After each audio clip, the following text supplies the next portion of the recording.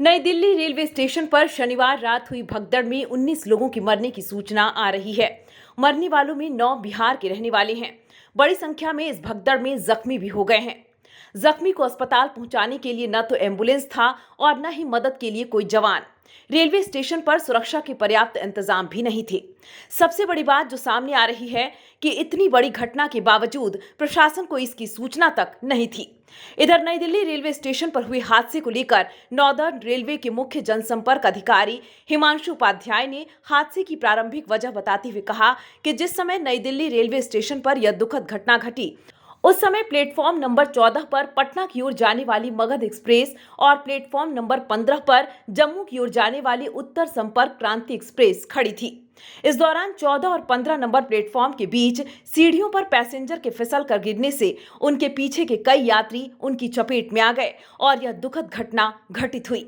इस हादसे की उच्च स्तरीय कमेटी के द्वारा जांच की जा रही है। रेलवे स्टेशन पर मची भगदड़ में 18 लोगों की मौत हो गई, जबकि 10 अन्य लोग गंभीर रूप से घायल हो गए। नई दिल्ली रेलवे स्टेशन पर भगदड़ पर रेलवे स्टेशन पर एक कुली ने कहा कि मैं 1981 से कुली का काम कर रहा हूं, लेकिन मैंने पहले कभी इस तरह की भीड़ नहीं देखी थी।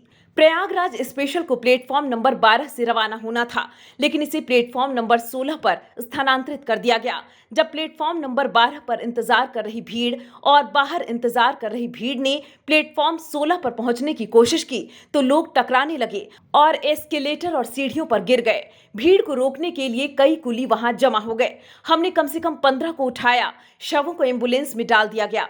प्लेटफॉर्म पर केवल जूते और कपड़े बचे थे। जब प्लेटफॉर्म 12 पर इंतजार कर रही भीड़ और बाहर से आई भीड़ ने प्लेटफॉर्म 16 पर पहुंचने की कोशिश की तो लोग टकराने लगे और एस्केलेटर और सीढ़ियों पर गिर पड़े। हमने पुलिस फायर टेंडर को बुलाया और 3-4 एम्बुलेंस वहां पहुंची और लोगों को अस्पताल ले जाया गया। मौके पर मौजूद लोगों के मुताबिक स्वतंत्रता सेनानी एक्सप्रेस और भुवनेश्वर एक्सप्रेस ट्रेन अपने निर्धारित समय से देरी से चल रही थी।